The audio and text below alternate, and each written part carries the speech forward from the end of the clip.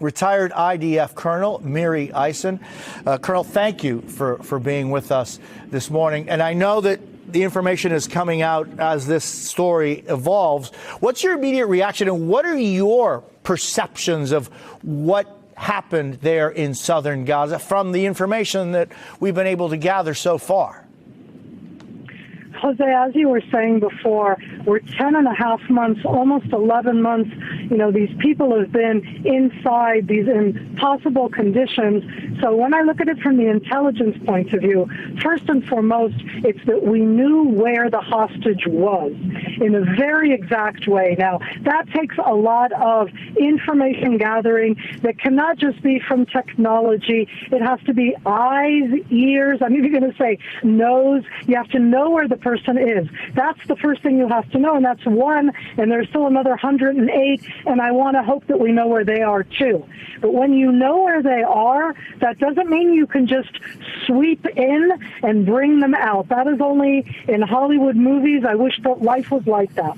The way that the IDF put out the statement, it was a combined effort. They put out that there were special forces, that there were engineering forces, which is why I do think that we're talking about something underground in tunnels.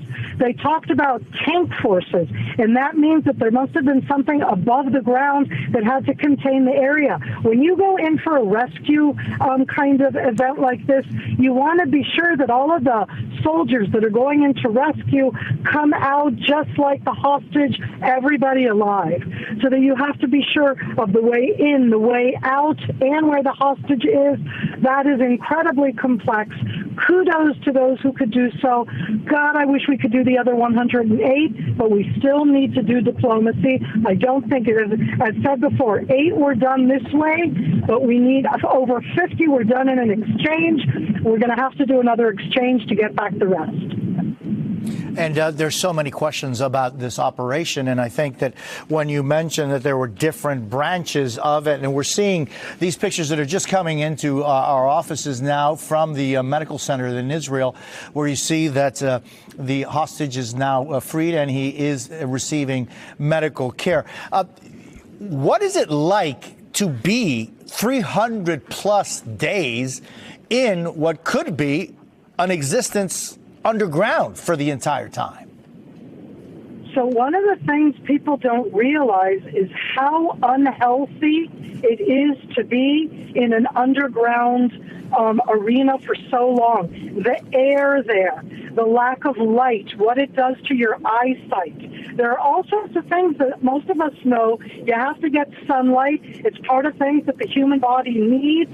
So I'm just talking about the basics of no sunlight in the air itself, which is condensed underground. It isn't easy to breathe. In addition, you realize that they are, I mean, when I say jailed, you know, not that jail is nice, but they are held in captivity, brutally held in different ways. I don't know specifically about him. We haven't heard yet in the pictures that I saw too. The first and foremost that you're seeing somebody who's looking at you, he's alive, he's smiling. In Israel, it's mainly a sense of relief. And it's the understanding that, A, they didn't starve him to death, but he looks very thin, fragile. Let's hope that he does well. Miri, you mentioned that among the different forces that were utilized by the Israeli special forces, engineering and you know, tunnel experts, and then tank forces. Does that tell you that this could have very much been a very deadly operation for many people that weren't directly involved in holding this person hostage? I'm going to ask you a question, Jose. I mean, at the end, that's always the question. It was the question after we brought back, you know, 3 Israelis a couple months ago, and everybody was very harsh on Israel for an open day operation. That so we shouldn't do anything. So we shouldn't try to rescue our hostages. So that it's as if we're supposed to just stand still. So the tanks are going to be the backup.